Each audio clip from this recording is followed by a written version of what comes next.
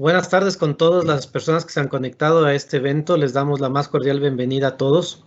Hoy queremos hablar sobre la logística 4.0 enfocada a la realidad del país, a la realidad de Ecuador y también con aspectos y buenas prácticas que están pasando en el mundo en la actualidad, con todos los cambios, con todas las nuevas realidades que estamos viviendo.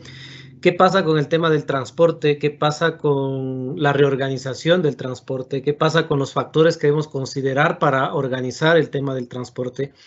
Un tema que hoy por hoy se convierte en un factor primordial para el tema logístico, más aún cuando el transporte ocupa un gran porcentaje del rubro de costos logísticos y donde podemos hacer gran procesos de eficiencia, para lo cual hoy contamos con la participación de David González Suárez. Él es una persona con mucha trayectoria en el sector logístico a nivel mundial, a nivel de Ecuador también, porque ha participado en algunas consultorías en nuestro país. Y como ven en la presentación, pues David es ingeniero industrial de la Universidad de Vigo. Ha participado en consultoras de nivel mundial como G3M, PricewaterhouseCoopers también como consultor de supply chains, en Indra como consultor seniors y fiscalización del sector retail, entre varias experiencias adicionales. Así que quiero darles a todos la más cordial bienvenida a este evento. Mi nombre es Santiago Serena, yo soy actualmente gerente de operaciones de Supermercado Santa María. También tengo alguna trayectoria en el sector logístico, operativos de centros de distribución. Y nuevamente quiero darles la más cordial bienvenida para ver este evento que esperamos sea de mucha participación, de mucho agrado y de mucho aporte para ustedes. Vamos a dividir esta participación de David en dos bloques. El primer bloque vamos a hablar básicamente del objetivo de la función del transporte, cómo vamos a eficientar el transporte y cómo podemos reorganizarlo dentro de la realidad de cada una de nuestras compañías y dentro de la actualidad del sector del tema del transporte. Y un segundo bloque donde vamos a ver el desarrollo y la sostenibilidad y la regularización y las tendencias a futuro que vamos a poder tener en el tema del transporte, aplicado tanto a la realidad nacional como también las nuevas tendencias que estamos viviendo a nivel mundial y que seguramente en el muy corto y mediano plazo pues los tendremos que ir incluyendo en lo que se refiere a la realidad de nuestro país. Así que bienvenidos a todos, bienvenidos David, muchas gracias por tu participación y pues te dejo a ti con la palabra. De acuerdo, muchas gracias Santiago, bienvenidos a todos. Bueno, yo soy David, ingeniero industrial, como decía Santiago, y tengo una muy fuerte vinculación con todo lo que es la logística, la supply chain, desde el abastecimiento y las compras, los almacenes y la gestión de pedidos, el transporte propiamente dicho, que es lo que vamos a hablar hoy en esta pequeña charla. Después la llegada al cliente, la optimización final y el servicio, ¿no? Para cerrar todo lo que es la cadena de suministro. En principio, pues nada, espero que estén bien en estos tiempos tan difíciles, que hayan tenido una buena semana y que ya estamos a viernes terminando ahí el día. Y nada, que puedan disfrutar de este pequeño rato con nosotros, que en principio pues es la razón por la que estamos aquí, hablar todos de algo que nos gusta, que es la logística y la supply chain. Y si pues de las pocas indicaciones que yo les pueda dar les sirven de algo, pues yo encantado. Solo con esto que cada uno de ustedes se pueda llevar una pequeña pincelada de algo que sea nuevo o que les pueda llamar la atención. Esta pequeña charla que vamos a tener, como decía Santiago, la vamos a dividir en dos bloques. Sobre todo, de estos dos bloques va a constar una primera parte que será más expositiva, donde vamos a hablar sobre todo de los diferentes factores que hay que tener en cuenta a la hora de optimizar la función del transporte y de eficientarla también. qué factores hay que tener en cuenta. Y esta parte la hemos planificado un poco para que podamos estar así charlando sobre este tema durante unos 30 minutos, 40 minutos. Y después sí que habrá una ronda de preguntas que hemos querido, a ver si lo conseguimos, porque ya saben que estas cosas al final se alargan un poco. Vamos a ver si podemos tener 15 o 20 minutos de micrófono abierto, como se suele decir. Le pueden ir pasando a lo largo de toda la presentación las preguntas a Santiago y al equipo, y ellos al final pues elegirán las mejores y las iremos comentando. Así que por favor no se corten en preguntar lo que sean e intentaremos contestarlo lo mejor que podamos. Entonces, yendo ya al tema principal sobre la función del transporte. Hemos decidido enfocar, bueno, yo soy experto en logística 4.0, me gustan mucho todos los avances tecnológicos en toda la cadena de distribución, pero hemos querido hablar en concreto de la función del transporte esta tarde porque la función del transporte muchas veces, lo comentábamos, es como la gran olvidada. Es decir, todo el mundo tiene mucho control de qué sucede dentro de sus almacenes porque está dentro de su casa y se siente muy satisfecho cuando los productos llegan al cliente porque ya ha cumplido su trabajo, ha cumplido su misión. Pero muchas veces en las organizaciones se tienen buenos equipos de transportistas, se tiene buen equipamiento, pero luego salen de casa, ¿no? Salen del almacén, salen de las instalaciones y se tienen que pegar con todo ese mundo complicado de ahí fuera donde hay atascos, hay obras y uno un poco a veces piensa, oye, ¿cómo puedo tener yo una mejor sensación de control de la cadena logística? Sobre todo, cómo yo sé que lo que estoy haciendo está bien hecho o si se podría hacer mejor. La conversación que queremos tener hoy con ustedes es sobre todo para dar esas pequeñas pautas, esas pequeñas pistas de, vale, si yo quiero saber cómo puedo tener una mejor función de transporte, cuáles son aquellos puntos en los que me tengo que fijar. Y a partir de toda esta filosofía japonesa heredada de los años 60 y 70, de la mejora continua, los procesos cíclicos, el ir mejorando un poquito cada día, cómo buscar la excelencia a través del conocimiento. Entonces, sin más dilación, vamos a comenzar. Y yo quería empezar un poco planteando la cuestión de ¿para qué hacemos esto? ¿Cuál es el objetivo de la función del transporte? Bueno, pues si ustedes me preguntaran cuál es el objetivo de la función del transporte, al final es satisfacer la demanda del cliente en cantidad. O sea, yo tengo que entregarle al cliente toda la cantidad que me está pidiendo, pero no se la puedo entregar dentro de 2 días, se la tengo que entregar en el momento en el que él me lo pide, no le puedo llegar tarde, y al mismo tiempo con la calidad y el nivel de servicio adecuado. ¿Esto qué quiere decir? Que tampoco le puedo entregar el producto roto o estropeado y tampoco se lo puedo entregar de cualquier manera o sin que ellos me lo hayan pedido, con las características exigidas. Este es nuestro objetivo. Entonces, teniendo en cuenta este objetivo, satisfacer la calidad demandada por nuestros clientes en el momento requerido y con la calidad y el nivel de servicio requeridos, vamos a realizar pues una serie de operaciones para decir, vale, si esto es lo que yo tengo que hacer, lo que está arriba, la frase en negrita que está arriba, si esto es lo que yo tengo que hacer, ¿cómo puedo hacer yo eso que se me pide ahora haciendo que mi coste sea el mínimo? Porque yo tengo que buscar esa rentabilidad, tengo que bajar el rubro de coste que me supone el transporte para que mi empresa pueda ganar más plata y entonces poder competir mejor en el mercado. Entonces, haremos una serie de operaciones para que el coste sea óptimo sin perder de vista el objetivo anterior. ¿Y qué es lo que sucede hoy en día? Pues que tenemos una serie de características, como es que la coordinación suele ser compleja, muchas veces es un flujo tenso, el flujo cada vez es más tenso, cada vez al cliente para servirle mejor tenemos que entregarle unos plazos de entrega más cortos, hay que planificar incidencias para dar un buen nivel de servicio y que la orden esté completa, el order fulfillment. Si me han pedido 10 palés de leche, no puedo entregar 8 porque a lo mejor le estoy dando un problema al cliente y porque aún por encima hemos quedado en entregar 10. Aún por encima, por el camino voy a tener que lidiar con un mantenimiento de maquinaria porque nada es para siempre y tengo que tenerlo todo perfectamente preparado. Y muchas veces también requiere trazabilidad. Y sobre todo en el sector alimentario. Voy a intentar ir poniendo ejemplos de a lo mejor algunas experiencias en el sector, me viene ahora a la mente el sector del pan. Tuvimos una vez un tema de reorganización de rutas con un cliente de una panadería que entregaba producto fresco todos los días. Y, por ejemplo, ese producto requiere trazabilidad porque si sale un lote mal al ser alimenticio hay que tenerlo en cuenta. Vale, y entonces esto nos va a llevar a la reorganización cíclica de rutas.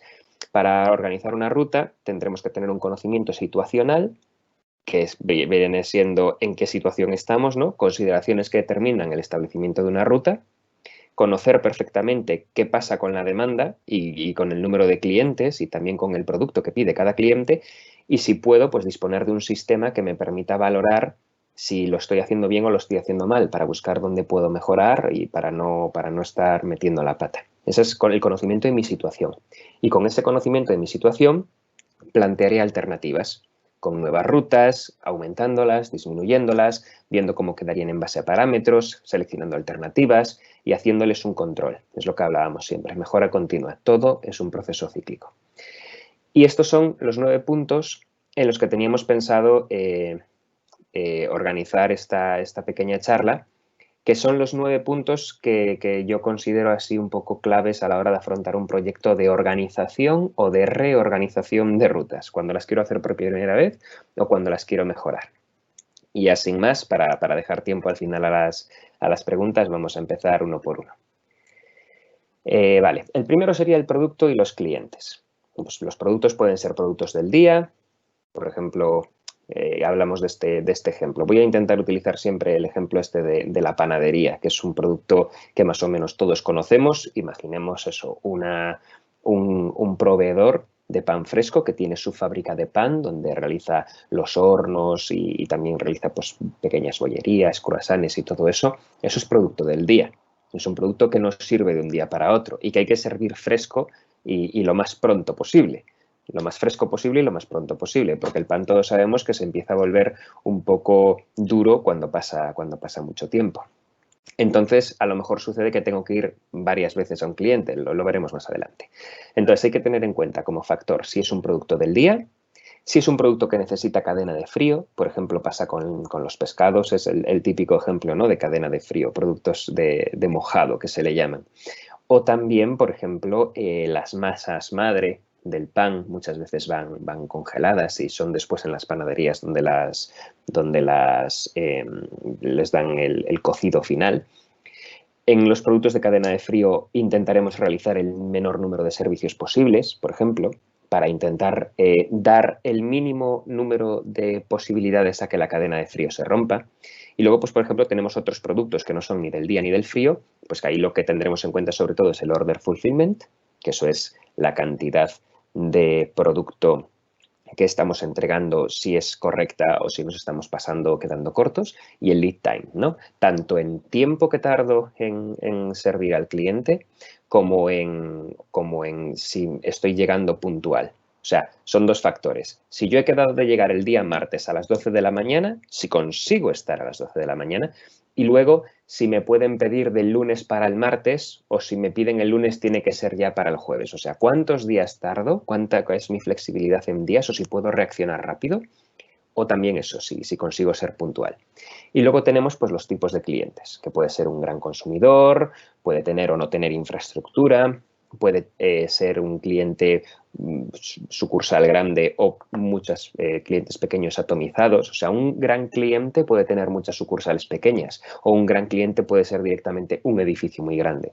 Y esos edificios muy grandes muchas veces lo que sucede es que le llegan otros proveedores al mismo tiempo a ese edificio y entonces se generan ventanas horarias porque no pueden atender a todos los transportistas al mismo tiempo. Entonces, tipos de producto y tipos de clientes como factores a tener en cuenta.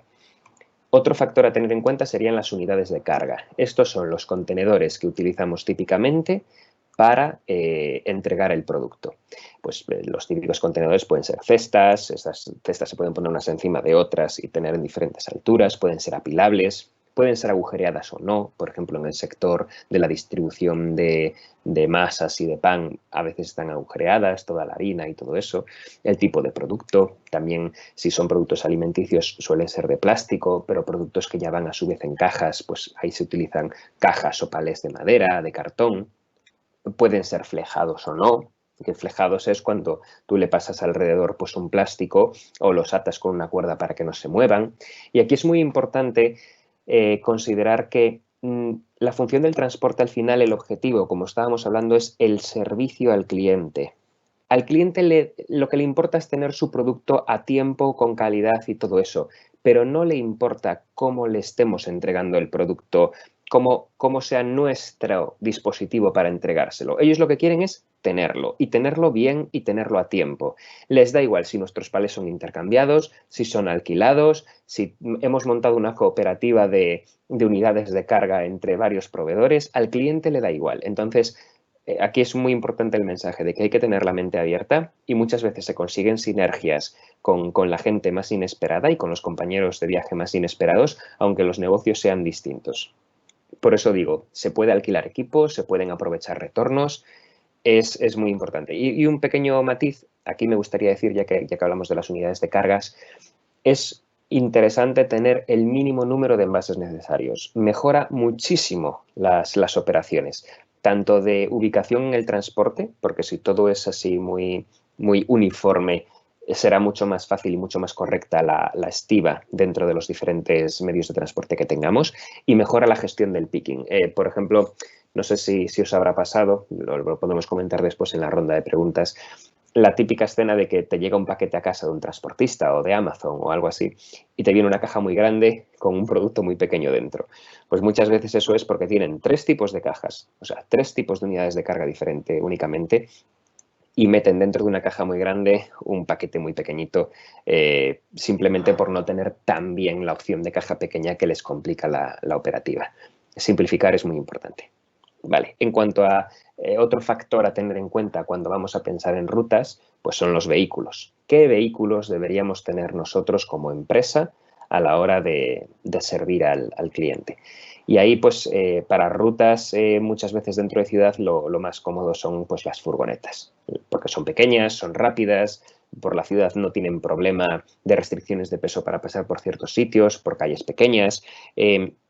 Son un medio de transporte muy polivalente en el sentido de que lo pueden utilizar muchas personas distintas, porque muchas veces no sé cómo serán los carnés en Ecuador de conducir, pero en España pues con un carné de coche puedes llevar furgonetas pequeñas, y para vehículos más grandes ya necesitas habilitaciones especiales, camiones. Entonces se vuelve mucho más fácil encontrar personal cuando hablamos de furgonetas pequeñas. Y luego, pues los grandes, normalmente es cuando ya no estás trabajando en capilaridad, sino que tienes que tener ahí distancia entre lo que estás haciendo y vas más a un tema de volumen. Y claro, requiere pues tacógrafos o habilidad de hacer descansos. Y aquí, bueno, pues sobre todo si estamos trabajando en frío, me había dejado una pequeña nota para hacer la consideración de los contenedores isotermos. Los contenedores isotermos al final son como una especie de racks, pequeños armaritos como los que se usan para guardar las bebidas con el hielo cuando se va a la playa o al camping, y permiten guardar producto dentro sin romper la cadena de frío, porque almacenan frío, no lo producen pero lo aíslan y lo almacenan durante el tiempo que estamos haciendo el envío. Por lo tanto, no necesito que mis camiones sean refrigerados para necesariamente necesitar hacer transporte de material frío. Yo puedo tener camiones normales e incluso mezclar producto congelado o frío con producto de temperatura ambiente si tengo armaritos de frío dentro del camión. Es un factor a tener en cuenta que puede reducir bastante el rubro del transporte. Otro factor a tener en cuenta es la forma de carga.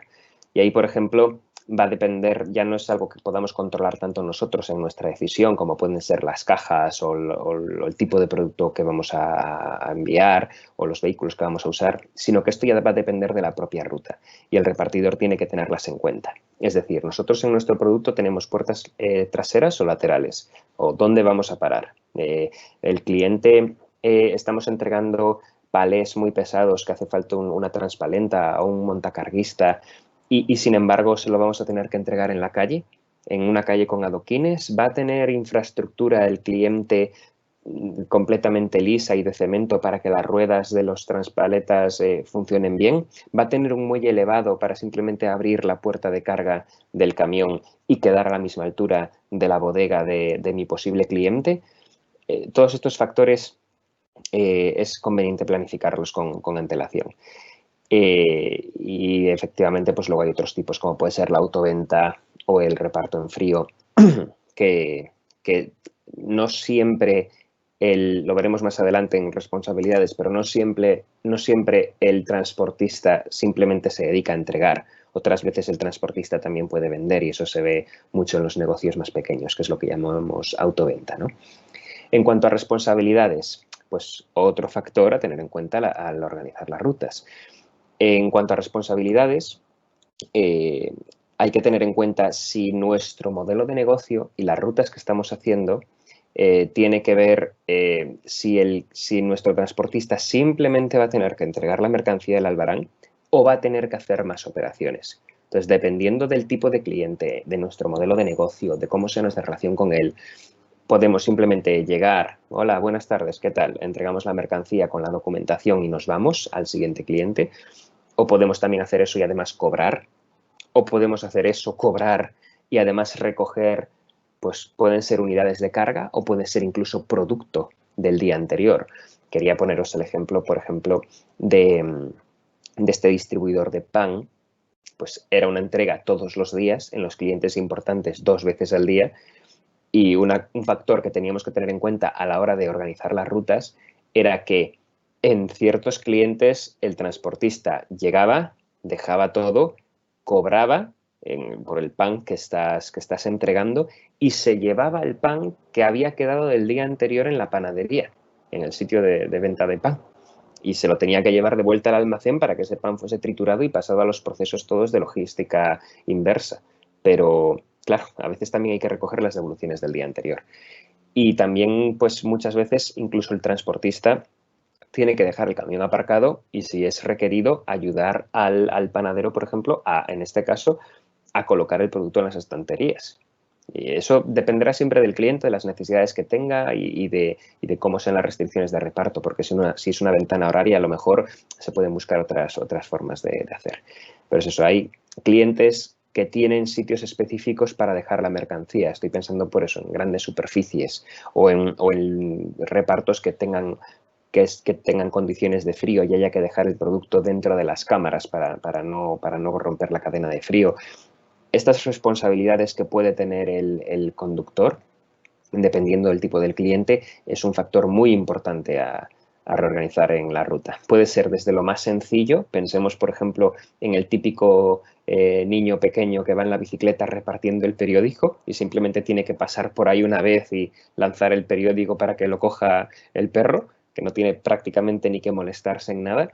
O pensemos por ejemplo en otro reparto, pero que en vez de ser simplemente lanzar un periódico desde una bicicleta como hacen en los Estados Unidos, pues es entregar un burofax en la casa, que tiene que estar presente el receptor del burofax, hay que firmar un papelito para que quede el acuso de recibo conforme ha recibido la notificación, notificaciones importantes de burocracia o de requerimientos o cosas así. Las responsabilidades del mensajero pueden cambiar mucho y el tiempo que va a dedicar en la ruta tiene que tener esas consideraciones como factor. Y a partir de ahí, una vez tenemos estos factores que son como los factores primarios a tener en cuenta, producto, clientes, unidades de carga, vehículos, forma de la carga y responsabilidades a lo largo de la ruta, podemos empezar con la labor que es más propia de lo que es configuración y planificación de la ruta en sí. Entonces, lo primero que tenemos que tener en cuenta cuando vamos a empezar a configurar la ruta es el propio plano de la ciudad o del área, ciudad, pueblo o área donde voy a entregar. Es muy importante siempre tenerlo impreso, imprimirlo o tenerlo en el ordenador muy claro, pero hay que verlo. No llega simplemente con hacer una lista de nombres de clientes o de direcciones a las que tengo que entregar. Hace falta verlo representado físicamente. Y físicamente, y esto lo digo porque lo hacemos, y nosotros cuando hacemos consultoría logística imprimimos el mapa y ponemos las chinchetas e incluso a veces marcamos. O sea, es súper importante para verlo geográficamente y geométricamente. Ubicación de la empresa, sobre todo de nuestro almacén logístico o de nuestra ubicación de partida, fábrica, almacén logístico, centro nacional de distribución, cualquier cosa de estas. Y la ubicación de los clientes. Y si son clientes diferentes, pues con colores diferentes o lo que sea. Muy importante, el plano.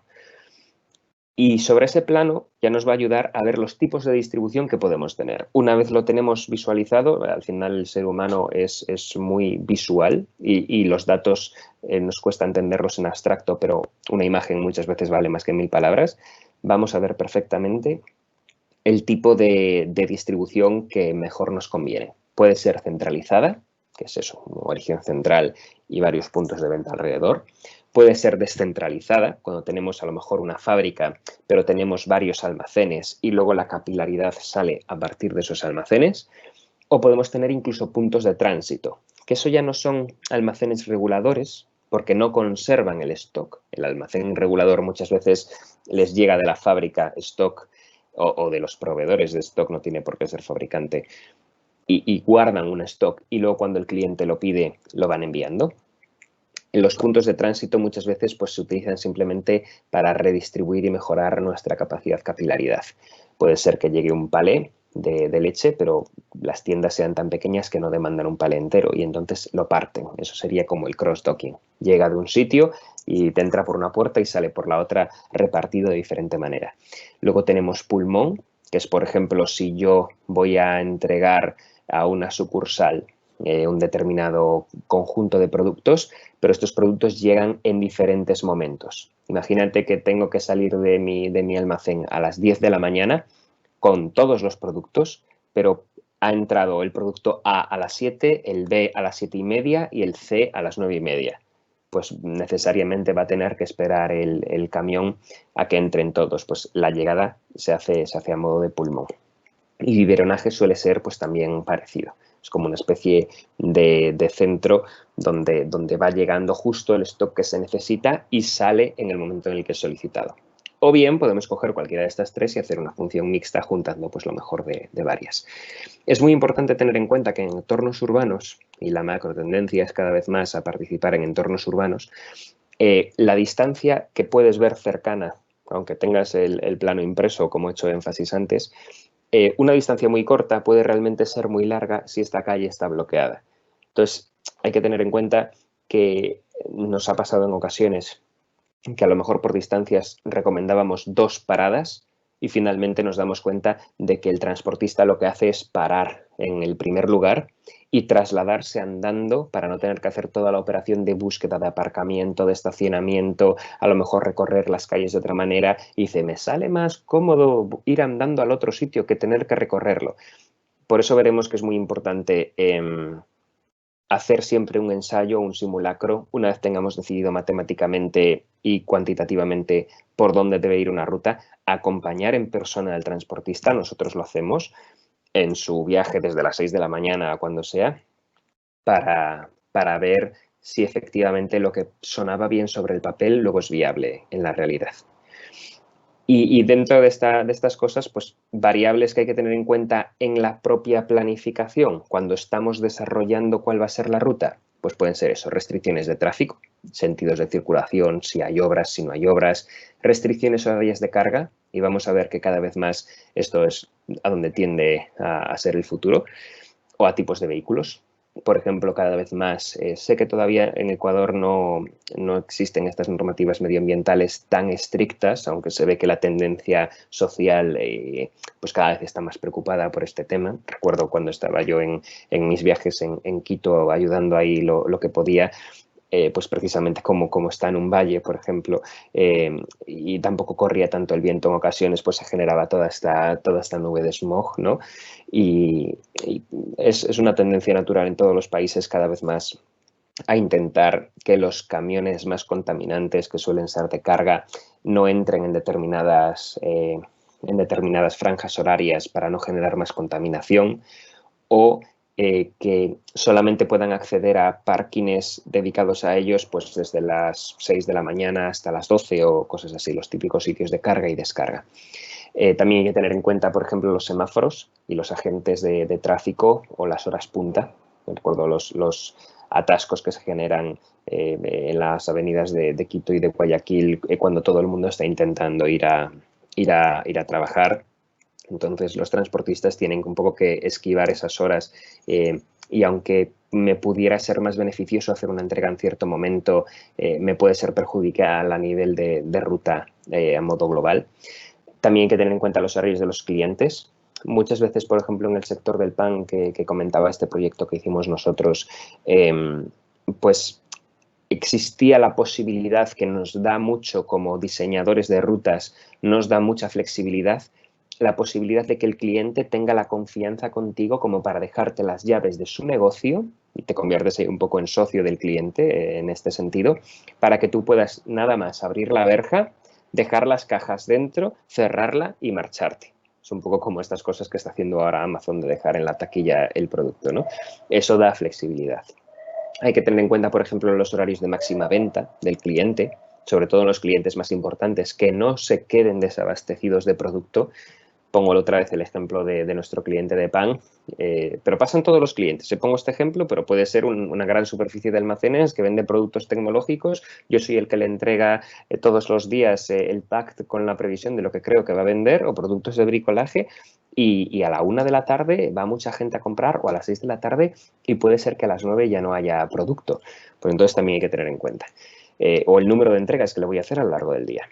Y finalmente, pues el número de servicios, que es eso, el número de veces que se va el cliente, pues puede depender de la rentabilidad, la facturación del cliente versus el coste.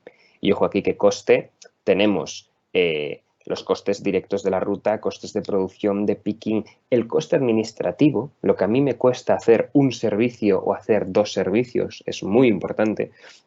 El coste de tener que tramitar devoluciones con el cliente, la logística inversa típicamente tiene el hándicap, ¿no? De decir que es una logística que no es nada conveniente porque solo genera coste, no me sirve a la venta y sin embargo tiene unos costes administrativos tremendos porque va como a contracorriente. Es decir, vender es muy fácil, pero devolver, oye, ¿y por qué devuelves? Oye, ¿y esto de qué fecha era? Oye, comprueba el albarán en el que se marchó.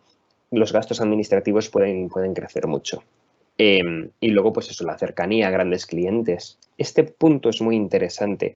No hablo de cercanía comercial, hablo de que tú puedes tener una ruta que te lleva mucho volumen, porque es una ruta que pasa por un cliente muy grande, y a lo mejor puedo tener algo de vista y ser un poco pilas en ese sentido. Y si tengo clientes pequeños que ellos mismos por su consumo no me serían rentables, pero están cerca de un cliente rentable, a lo mejor los puedo incluir en la misma ruta, porque no me penalizan el tamaño del camión o de la furgoneta, porque el cliente grande ya llena ese tamaño y puedo colar un poco de producto que se llevan los clientes pequeños. Otro factor interesante al hacer número de servicios al cliente. Es decir, clientes pequeños cuyo nivel de consumo no justificaría un servicio especial, pueden verse beneficiados por un servicio especial si están cerca de un cliente grande que ya está teniendo servicio. Es decir, ni loco yo entregaría 2 o 3 veces al día a un cliente que me consume poquísimo. Sería una locura, sería muchísimo coste que me va ese cliente. Pero si ya estoy entregando 2 o 3 veces al día a un muy buen cliente que está cerca, puedo dar ese servicio extra al cliente pequeño que va a decir, David, ningún otro proveedor me trata igual de bien que tú. Los otros me dicen que estoy loco por si les pido 2 veces al día y tú me vienes 3. Pero ya yo no le voy a decir que sí, que voy 3, pero porque estoy yendo al edificio de al lado a entregar lo otro. Factores, no quiero decir nada aquí, todo parece muy fácil en teoría, yo simplemente es eso, pequeñas pinceladitas que les pueda decir si les surge alguna idea a ustedes por cosas que nosotros nos hemos encontrado al estar haciendo proyectos. Continuamos. El volumen y el peso de la mercancía. Es importante, esta es otra curiosidad, es importante que el camión siempre vaya lo más ocupado posible, por supuesto, porque el aire también viaja y también cuesta espacio, pero luego no nos beneficiamos de él. Sin embargo, es importante, y esto es curioso, que no llevemos el camión 100% completo a la hora de organizar la ruta. hay que dejar espacio a la ruta para crecer, porque nosotros queremos que las rutas crezcan. Entonces, si yo voy a tener que hacer una ruta que va al 100% llena y mi cliente, que es muy buen cliente, vende mucho y me pide más, voy a tener que volver a hacer la ruta porque ya no me cabía más en esa ruta. Entonces, dejemos un cierto espacio por si aparecen nuevos clientes o por si nuestros clientes actuales venden más. Y luego tenemos los tiempos empleados en la ruta, que son los de carga, transporte parcial, descarga, recepción de devoluciones en tienda y recepción de devoluciones en central. También hay que tenerlo en cuenta. Y todo esto, teniendo todas estas ideas en cuenta, es decir, las que hemos visto en los puntos de producto, clientes, unidades de carga, vehículos, formas de carga, responsabilidades, eso es por cómo soy yo.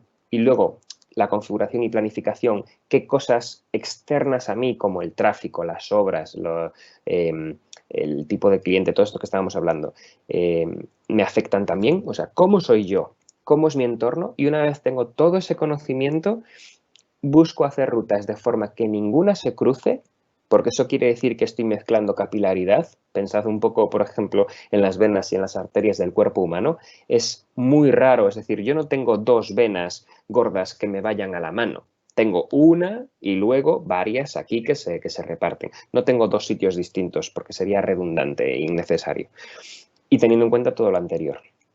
Y a partir de aquí, cuando ya hemos hecho todo este trabajo teórico, que me digan, vale, David, esto es el trabajo teórico, es cuando tenemos que remangarnos, bajarnos al barro y al trabajo y estudiar los tiempos medios de cada ruta, hacer los recorridos con los transportistas para ver si esos tiempos son correctos, darles un espacio extra porque siempre puede haber un accidente, una ruta bloqueada, algo se encuentra mal. Es decir, no hay que hacer que el flujo tenso sea 100% tenso porque un día ha sucedido un choque entre dos autos por la 12 de octubre o cualquier cosa y me he quedado así. O hay una manifestación o alguien se ha caído. Hay que esperar. Ver si están equilibradas las rutas, muy importante. Asignar el número y el tipo de camiones, es decir, si van a ser grandes o pequeños, si va a ser reparto de día o de madrugada, si son vehículos mixtos, si voy a utilizar arcones. ¿Qué es esto de los arcones? Es un espacio mío como transportista o como proveedor, como un cofre muy grande, que puede ser de frío o no, que yo dejo en las instalaciones del cliente. Esto es muy curioso, sobre todo en distancias muy largas. Yo puedo saber que un cliente me compra 30 unidades a la semana. Pues yo puedo, o 30 unidades cada 3 días. Pues yo puedo ir cada día dándole 10 unidades y hago 3 viajes, o puedo llevarle las 30 unidades el primer día, pero decir, te las dejo aquí en este arcón. Y todos estos equipos pueden ser propios o pueden ser de renting, que es lo que decía antes. El cliente le da igual si es tuyo o no es tuyo, lo que quiere es que le sirvas. Luego se ha demostrado, muchas veces dicen, no, es que es mejor que todos los conductores cojan todos los vehículos para que exista máxima polivalencia. Sin embargo, hay numerosos estudios que demuestran, a mi pesar, porque yo, por ejemplo, mi opinión personal es que me gusta que nadie se encariñe todo con su vehículo, porque luego es como, no, es el vehículo de Manuel, no, es el vehículo de Pedro. No, que todos usen todo, pues no. Ahí yo, por ejemplo, me equivoco en mi forma de pensar. Es importante que cada uno de los conductores tenga su propio vehículo, porque al final se demuestra que en general las averías se reducen porque lo sienten como más propio y lo cuidan más. El personal de ruta, que, ojo, otra vez pueden ser autónomos que pagan su vehículo, las reparaciones, o pueden ser personal en plantilla, las remuneraciones, las comisiones.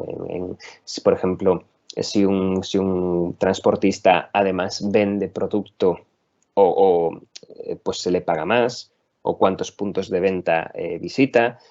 Y luego, pues eso, muy importante tener vehículos de repuesto o en su defecto una empresa de alquiler por si justo el día que tengo que servir se me estropea el camión, que le voy a llamar al cliente y decirle, oye, no te puedo servir. No, cojo otro camión o alguien que me lo alquile y le sirvo igual. Por eso es muy importante el mantenimiento también. Y luego, una vez tenemos todas las rutas, cuando preparamos el pedido para abastecer la ruta, es muy importante tener en cuenta que nuestras rutas pueden ser estacionales. Es decir, no se vende lo mismo en verano que en invierno. O sobre todo sábados, domingos y feriados cambia muchísimo la cantidad de carga. O sea, tendré rutas distintas dependiendo del día de la semana, dependiendo si hay un feriado o de qué climatología hace. Y luego, pues 2 puntos extra, que son las devoluciones, que sí que puede tener impacto y que normalmente es interesante, nosotros, por ejemplo, ahí es cuando recomendamos hacerlas, recoger de los clientes en los primeros momentos del día en los que entrego.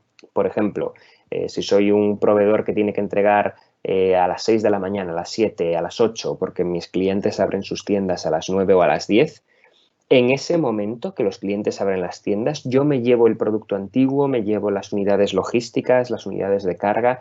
¿Por qué? Porque normalmente el cliente aún está abriendo la tienda y me puede atender. No voy a llegar en su momento pico de venta y decir, oye, ¿me puedes atender con la documentación tal? Y me llevo los palés antiguos. Y luego por encima, por temas de carga de almacén. En un almacén típicamente al principio de la mañana de madrugada se preparan los pedidos o se dejan del día anterior preparados para que salgan los primeros transportistas y lleguen a tiempo a primera hora al cliente. Y luego ahí hay un impasse donde empiezo a trabajar en los pedidos de la segunda ola que voy a entregar durante el día. Entonces, es en ese momento en donde al almacén también le es más cómodo recibir la logística inversa y la absorbe como parte de su carga.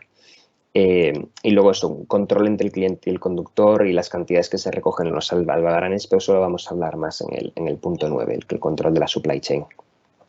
¿Cómo controlo una supply chain? Pues por localización de los conductores. Y esto lo puedo hacer pues conociendo el horario típico de, bueno, si son las 11 de la mañana, yo sé que Wilmer va a estar en la avenida tal porque antes ha estado en esos clientes, debe de estar por ahí. O con sistemas de geolocalización. Y aquí es muy, muy interesante estos productos cada vez más nuevos que están apareciendo, que se instalan en los puertos de diagnóstico de los vehículos modernos y de los antiguos también. Traen unos puertos de comunicación, que son los típicos cuando lo llevas al taller, que con la computadora el técnico ve los errores informáticos que ha registrado el auto, puede ser un inyector y entonces le manda el error o lo que sea. Pues hay aparatos que los enchufas ahí y te aparecen pues los datos vía satélite y vía internet de dónde está el vehículo, qué revoluciones tiene, si ha corrido o no ha corrido con él, si ha conducido deprisa el conductor, si le ha dado acelerones. Muy interesante para temas de mantenimiento estos productos. Es muy importante tener controlada también la documentación, las hojas de ruta, la copia de pedido, las hojas de preparación y luego tener un sistema de gestión que me permite medir bien por ruta cuántas unidades he facturado, he devuelto, kilogramos de facturados devueltos. También cada KPI, cada indicador es importante. Por ejemplo, para nosotros era muy importante las unidades devueltas porque era un producto en el que había mucha logística inversa, que eran los panes que no se vendían del día anterior, pues nos lo devolvían el día siguiente. Entonces nuestros importes netos de devolución y porcentajes de devolución eran muy importantes controlarlos. Y luego pues eso, tener mi sistema, que es lo que voy yo a reorganizar, ¿no? Teniendo en cuenta pues la gestión diaria de parámetros, unidades facturadas y devueltas, eso día a día lo revisábamos. Luego mensualmente revisábamos más KPIs, que por ejemplo se hacía de esa manera, ¿no? Detectando por excepción. Quiero decir, si de repente hay un cliente que está vendiendo mucho más de lo normal o mucho menos de lo normal, tenerlo en cuenta para reorganizar la ruta. Esa excepcionalidad se estudia semanal o mensualmente. Y luego revisiones de ruta, tanto por kilos como por importe. Pueden ser, hacer a veces de clientes, puede ser pues eso, mensual, semestral, por estacionalidad, depende del tipo de negocio. Importante, estos datos tienen que ser estudiados de varios meses y tienen que ser vistos desde un punto de vista dinámico o tendencial. ¿Qué quiero decir? Que lo importante no es la foto y cómo estoy en este momento, es cómo vengo estando y a dónde creo que puedo ir. Es decir, yo puedo decir que este cliente, ¡buah, qué bien me va! Pero lo interesante, porque este mes ha salido muy bien, pero si es un mes bueno después de una tendencia mala, a lo mejor pienso que va a seguir la tendencia negativa. Y bueno, y ahora creo que me quedan como 15 minutos o algo así y quería dejar tiempo para las preguntas, pero solo mencionar por encima las tendencias a futuro que va a suceder aquí, porque, bueno, una cosa, que es lo que veníamos hablando, es cuáles son los factores que hoy en día yo tengo que tener en cuenta a la hora de pensar cómo puedo ir mejorando mi ruta poco a poco, que es lo que hemos visto, pero me gustaría que echásemos la vista un poco más adelante y pensar cómo va a ser mi entorno, qué va a cambiar a futuro para yo irme preparando ya. Pues lo que va a cambiar a futuro es esto, básicamente, es que las ciudades no tengan tanta congestión de vehículos, que la contaminación en las ciudades no sea tan fuerte, sobre todo dependiendo del transporte, que también el ruido de las ciudades no sea tan fuerte, que cada vez el consumo de energía venga de fuentes renovables y limpias, que se consuma menos energía en el transporte y que el transporte sea más sostenible. Entonces, con esto es un poco la idea de decir, me van a surgir cosas a mi alrededor que me van a obligar a cambiar mis rutas, que yo ya tenía perfectamente diseñadas, van a tener que evolucionar simplemente para el desarrollo sostenible. ¿Y qué es con lo que nos vamos a encontrar? Pues nos vamos a encontrar con medidas de gestión y medidas de infraestructuras. Por ejemplo, medidas de gestión. En las ciudades, por ejemplo, nos van a obligar para descongestionarlas, como hablábamos antes, está pasando a nivel mundial que nos están obligando pues, a distribución nocturna y con equipos que no hagan mucho ruido, con camiones que no superen los 60 decibelios.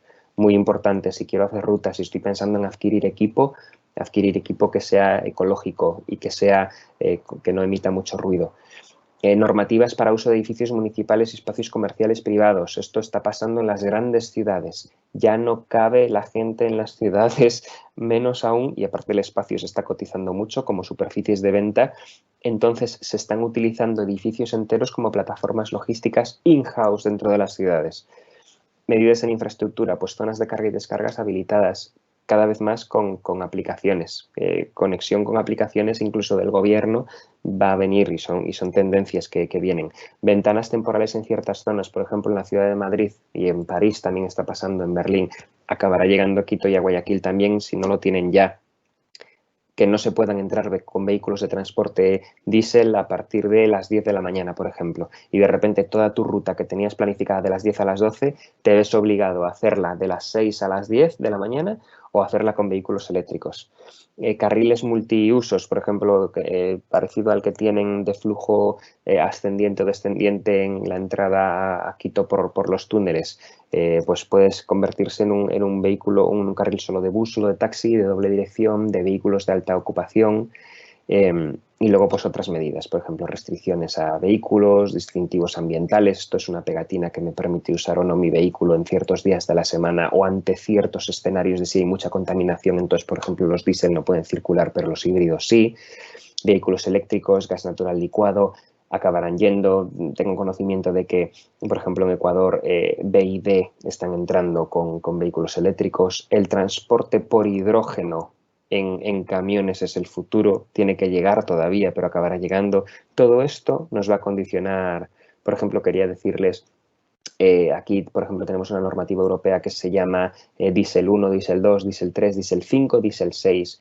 Pues muchas veces interesa, por ejemplo, si voy a comprar un camión o un equipo, comprarlo ya con tecnologías avanzadas de contaminación por si me van a sacar una regulación que me lo vayan a cortar. La omnicanalidad, las apps, todo este tipo de cosas, por favor, ténganlo en cuenta porque van a afectar a cómo vamos a tener que reorganizar las rutas. Y bueno, ya quería dejar así un tiempecito, creo que nos quedan como 12 minutos para preguntas. Quería que quedaran 20, pero bueno, al final nos quedan 12. Espero que les haya gustado y quedamos a disposición para contestar. Muchas gracias. No te oigo, Santiago. No oigo nada.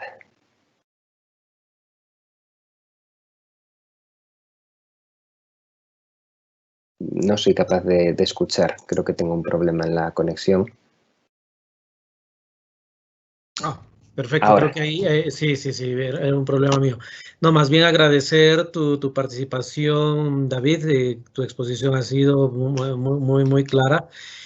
Comentar nada más de que tendencias a nivel mundial es, por ejemplo, el quitar la exclusividad del uso de vehículo. En Europa esto creo que está siendo cada vez una tendencia mayor, donde eliminas ya el tema de tener un vehículo particular, donde prácticamente lo usas para ir a la oficina, lo estacionas 8 horas, 12 horas diarias, y aportas mucho a la congestión. Entonces, más bien tendencias que estábamos viendo a nivel mundial es de que tu vehículo ya no es de uso exclusivo, lo puedes rentar, aparte de que sacas un valor extra por ese vehículo, ayudas a la movilidad de las ciudades, ¿no? Cosas por el estilo que hoy por hoy están sucediendo y que pues seguramente a nivel mundial ya prontamente serán tendencias, cada vez mucho más rápidas como suele suceder.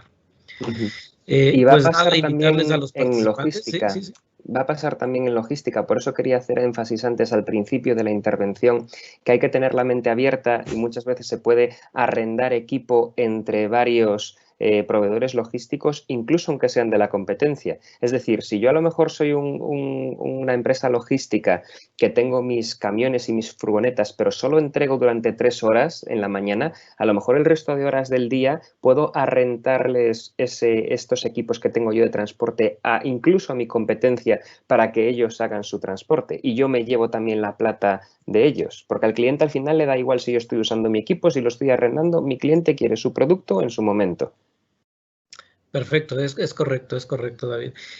Bueno, invitarles a los participantes a hacer sus preguntas. Una de las preguntas que nos están formulando es, tú en algún momento de la exposición hablabas sobre el order fulfillment y nos preguntan si hay algún estándar frente a ese indicador desde el momento, entendiéndose, desde el momento de que te ponen la orden de pedido hasta que estés atendido. Pues la verdad es que sí, pero que el estándar varía en función de la industria. Es decir, un estándar que, por ejemplo, para la industria cárnica o la industria de los pollos puede variar entre un 80 o un 90% de order fulfillment. Hay determinados sectores que permiten una merma, porque al final es producto que encoge con el tiempo y permite que se le entreguen menos, o incluso que como no es producto perecedero, por ejemplo, en el sector de las conservas de alimentos, pueden ser mermeladas, pueden ser derivados del mar, permiten una sobrecapacidad y como las fábricas realmente son más eficientes, los proveedores de fabricación son más eficientes y fabricar en grandes lotes les viene mejor económicamente, pues muchas veces dice, puede ser que me entregues el 100%, el 80% o el 120%, pero como no es producto perecedero no me importa tanto. Y en cambio en grandes superficies o en cosas de tipo electrónica, el order fulfillment es el que tiene que ser. Y ya no hablemos depende de la industria. No hay un nivel de servicio por excelencia. Perfecto, de acuerdo, de acuerdo.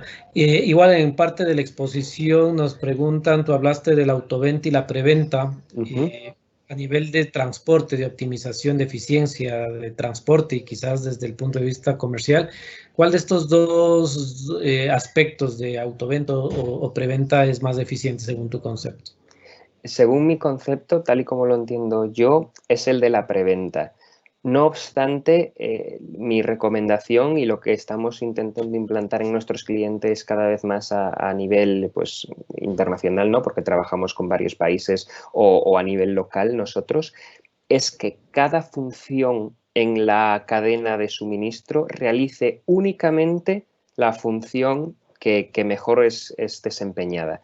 Es decir, para mí es mucho mejor que un transportista cumpla simplemente la entrega y se marche, pero que la haga rápidamente, y luego en otro momento del día un comercial aparezca y arregle los acuerdos de negocio con esa sucursal, que no que el transportista lo intente hacer, porque esa variabilidad, es decir, al final estamos hablando de eficiencia en rutas, y a lo mejor yo tengo desde las 9 de la mañana hasta la 1 de la tarde para visitar 8 clientes. Entonces, yo puedo darle un espacio de 20 minutos arriba o abajo a un transportista mío si pienso que va a tener que hacer una autoventa o una preventa. Pero eso me incluye un rango de variabilidad que por mucho que lo intente estimar, si encadeno 3 seguidos, me va a distorsionar lo que es la realidad de mi ruta muchísimo y voy a perder el control. Entonces yo diría, más eficiente es la preventa, menos eficiente es la autoventa, pero si se puede hay que intentar que nunca suceda ninguna de esos dos y que la función del transporte solo sea la de la propia entrega. Perfecto, gracias, David. Dentro de tu exposición hay algunas preguntas también sobre la famosa logística inversa. ¿Qué tan eficiente es? ¿Si lo recomendarías hacer? ¿En qué estilos de negocio es eficiente hacer una logística inversa o devoluciones? ¿O qué recomendarías si eventualmente es preferible llegar a un acuerdo de no devoluciones o posiblemente a otro destino que se le da a la mercadería, considerando la logística inversa como un reproceso? Sí, esa pregunta es muy interesante y cada vez más por macrotendencias tiende a ser más y más relevante. Antiguamente no pasaba nada, aunque se votara, cada vez más intenta reabsorber y aprovechar para evitar el tipo de gasto. Entonces, la logística inversa siempre hay que minimizarla o en cualquier caso reaprovecharla. Ahora bien, si lo tenemos que tratar desde el punto de vista que estamos comentando, ¿cómo decir? La logística inversa al final tiene que estar muy bien medida y muy bien planificada para que yo conozca lo más de antemano posible el impacto que me va a tener y entonces no tenga yo sorpresas con ella. Pero sobre todo atendiendo a la pregunta, lo más importante de la logística inversa desde el punto de vista del reproceso es considerarla como si fuera un servicio al cliente.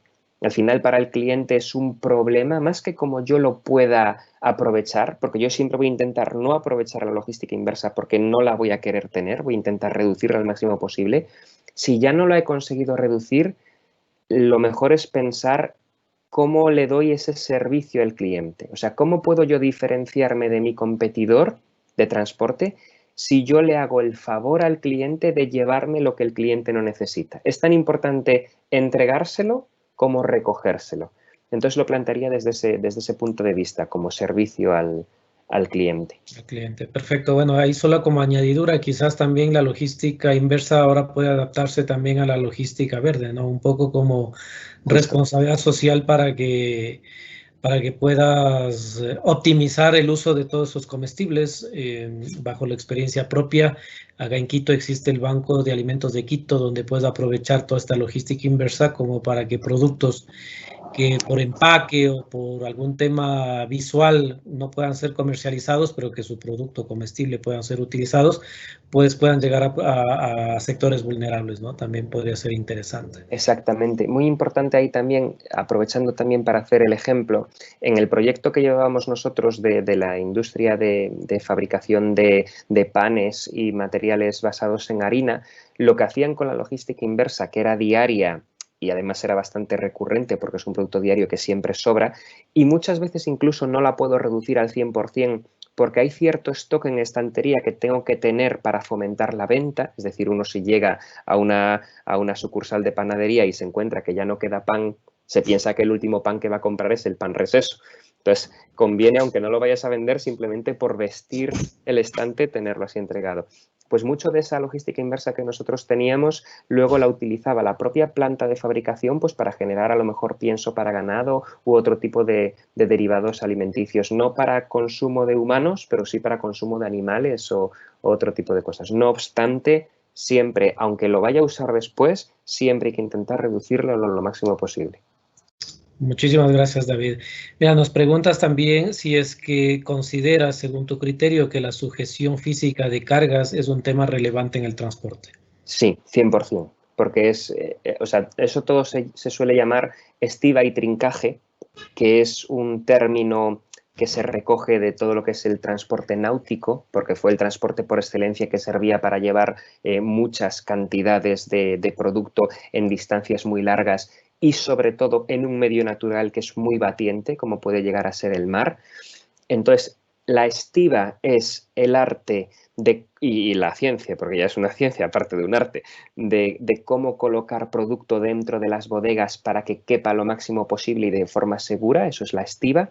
Y el trincaje es cómo aprovecho elementos estructurales de mi propia bodega más elementos extras, como pueden ser pues, el uso de ligaduras o de anclajes, para evitar que la carga se desplace dentro de la bodega y me pueda comprometer la integridad física de la propia carga o incluso la integridad estructural y la seguridad del medio de transporte, porque una carga que se desplaza dentro de un medio de transporte altera la física y el centro de gravedad y puede llegar lugar a un accidente.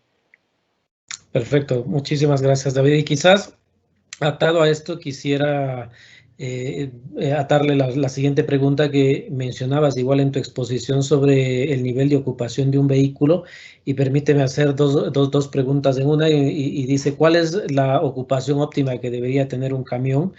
Y frente a eso también, ¿cuál sería el porcentaje que deberíamos dejar como flexibilidad para que la carga de la ruta pueda crecer?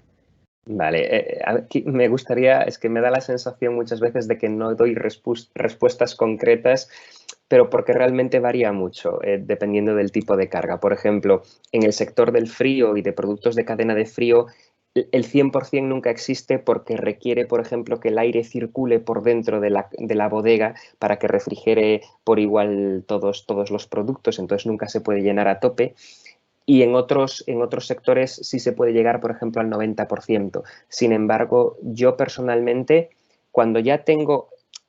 la respuesta correcta, por intentar ser lo más concreto posible, que ya digo que no se puede, dependería del nivel de madurez de la ruta. Si es una ruta que yo conozco desde hace muchísimos años, que tengo mis clientes fijos y que es muy machacona, pum, pum, pum, vender, vender, vender, y no varía, ahí sí que puedo llenar camión lo máximo posible, porque lo tengo muy controlado. Pero si, por ejemplo, es una ruta que estoy desarrollando, que tengo es un territorio, imaginen, de nueva venta para mí, porque estoy empezando a servir en el sur del país y tengo clientes importantes, pero no sé si me van a ir demandando más o menos. Ahí puedo arriesgar un poco más y penalizar un poco la rentabilidad por la ruta y a lo mejor llenar un 80, llenar un 60, porque a lo mejor uno de esos clientes de repente empieza a vender muchísimo y me llena el camión entero y tengo que poner otro camión. Entonces, depende de la madurez de la ruta. Perfecto, muchísimas gracias. Creo que sí es la respuesta correcta, y quizás la madurez de la ruta y obviamente la variabilidad de tipo de producto que tengas, ¿no? Si no es un producto muy estándar y manejas gran variedad de productos y de Justo, empaque, pues justo. será de medirlo como de manera exclusiva para cada tipo de Sí, y negocio. quería hacer énfasis sobre todo en eso que estás comentando, Santiago, de medir. Hay un apartado de la intervención, no sé si luego, por ejemplo, podrán tener acceso a la diapositiva a los atendientes o como sea. Yo la dejo para quien la pueda necesitar, pero es muy importante medir, como los japoneses de los años 70, medir, medir, medir. Lo que no se mide no se puede mejorar. Y en concreto, en este punto, quería hacer énfasis en la idea de que la rentabilidad de la ruta hay que medirla por ruta.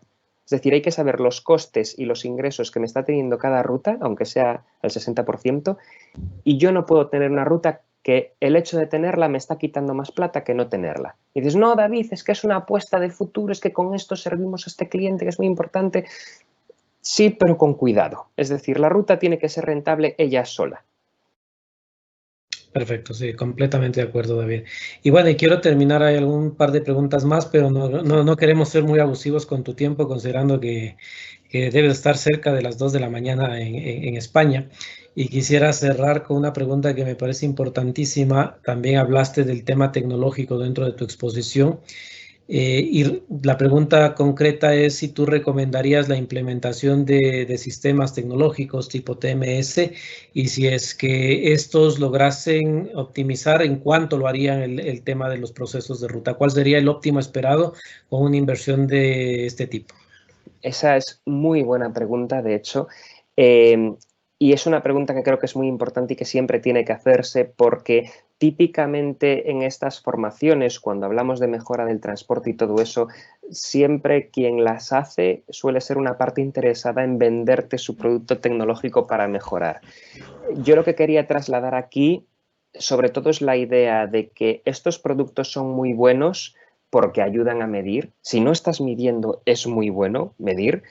Y porque ayudan a un mayor control, ayudan a lo mejor a reaccionar rápido si sé dónde están mis transportistas porque los tengo geolocalizados, o me pueden ayudar a llevar muy bien el control económico consumiendo poco recurso administrativo, porque el sistema me facilita con muy poco tiempo invertido tener mis datos disponibles y no tengo que estar manualmente invirtiéndolos.